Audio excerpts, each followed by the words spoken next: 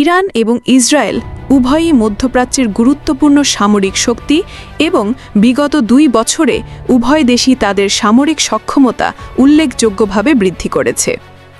ইসরায়েলের রয়েছে যুক্তরাষ্ট্র থেকে প্রাপ্ত অত্যাধুনিক যুদ্ধবিমান এবং ক্ষেপণাস্ত্র প্রতিরক্ষা ব্যবস্থা, যেমন আয়রন ডোম ও অ্যারো সিস্টেম। তাদের পারমাণবিক সক্ষমতার বিষয়ে আন্তর্জাতিক মহলে দীর্ঘদিনের জল্পনা বিদ্যমান। অন্যদিকে ইরানের রয়েছে বৃহৎ প্রচলিত সামরিক বাহিনী, নিজস্ব প্রযুক্তিতে তৈরি ব্যালিস্টিক ও ক্রুজ ক্ষেপণাস্ত্রের বিশাল মজুদ এবং আঞ্চলিক প্রক্সি গোষ্ঠীগুলোর একটি সুসংহত নেটওয়ার্ক, যেমন লেবাননের হিজবুল্লাহ, ইয়েমেনের হুথি, যারা লোহিত সাগরের শিপিংয়ে ধারাবাহিক হুমকি সৃষ্টি করে চলেছে, এবং সিরিয়া ও ইরাকের বিভিন্ন মিলিশিয়া গ্রুপ। 2024 সালের ড্রোন প্রযুক্তিতে ইরানের সক্ষমতা বিশেষভাবে উল্লেখ করার মতো, যা তারা আঞ্চলিক সংঘাতে সফলভাবে ব্যবহার করেছে। প্রথমেই আসি অর্থনৈতিক প্রভাবের কথায়। মধ্যপ্রাচ্য বিশ্বের অন্যতম গুরুত্বপূর্ণ তেল ও গ্যাস উৎপাদনকারী অঞ্চল। যদি এখানে 2025 সালে এসে যুদ্ধ শুরু হয়, তাহলে বিশ্ববাজারে জ্বালানি সরবরাহ মারাত্মকভাবে ব্যাহত হবে। এর ফলে তেলের দাম অভাবনীয়ভাবে বৃদ্ধি পাবে, যা ইতিমধ্যেই উচ্চ মূল্যস্ফীতিতে ভুগতে থাকা বিশ্ব অর্থনীতিতে একটি বড় ধরনের মন্দা ডেকে আনবে। বিশেষ করে হরমুজ প্রণালী, যা বিশ্বের প্রায় 1/5 তেল পরিবহনের পথ, যদি বন্ধ হয়ে যায় বা এর নিরাপত্তা বিঘ্নিত হয়, তাহলে পরিস্থিতি আরও ভয়াবহ হবে। এটি কেবল তেলের দাম বাড়াবে না, বরং বৈশ্বিক সাপ্লাই চেনকেও চরমভাবে ক্ষতিগ্রস্ত করবে, যা 2023-2024 সালে কোভিডের প্রভাব থেকে কিছুটা পুনরুদ্ধার হওয়া অর্থনীতিকে আবারও সংকটে ফেলবে। দ্বিতীয়ত, মানবিক বিপর্যয়। যে কোনো যুদ্ধেই ব্যাপক প্রাণহানি ঘটায় এবং 2025 সালে এই অত্যাধুনিক সময়েও এর ব্যতিক্রম হবে না। ইরান ইসরায়েল যুদ্ধে শুধুমাত্র 2 দেশের জনগণই নয়, বরং পুরো মধ্যপ্রাচ্যেই এর ভয়াবহ প্রভাব পড়বে।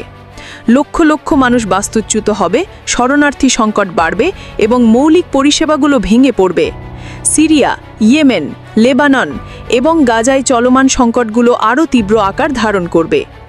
বিশ্বব্যাপী মানবিক সংস্থাগুলি ইতিমধ্যেই পর্যাপ্ত তহবিল এবং সংস্থান নিয়ে হিমশিম খাচ্ছে।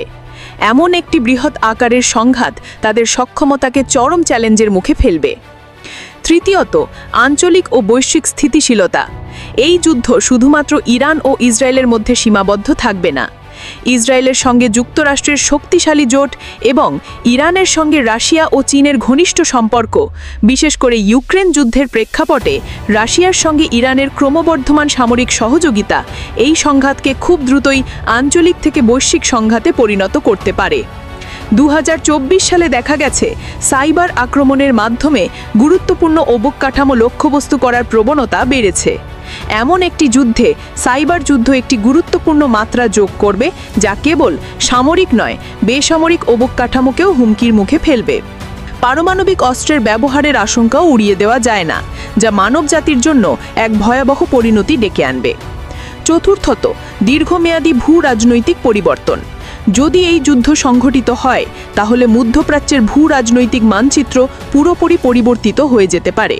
নতুন জোট গঠিত হতে পারে, পুরনো জোট ভেঙে যেতে পারে। এটি উগ্রবাদ ও সন্ত্রাসবাদের নতুন উত্থানের কারণ হতে পারে, যা বছরের পর বছর ধরে বিশ্বের জন্য এক হুমকি হয়ে থাকবে।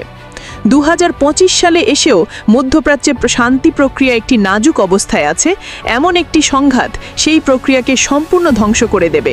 পরিশেষে বলা যায়, ইরান ও ইসরায়েলের মধ্যে একটি সরাসরি যুদ্ধ শুধুমাত্র এই 2 দেশের জন্য নয়, বরং সমগ্র বিশ্বের জন্য এক মারাত্মক বিপর্যয় ডেকে আনবে। আন্তর্জাতিক সম্প্রদায়কে অবশ্যই এই সংঘাত এড়াতে সব ধরনের কূটনৈতিক প্রচেষ্টা চালাতে হবে এবং আলোচনার মাধ্যমে শান্তিপূর্ণ সমাধানের পথ খুঁজে বের করতে হবে।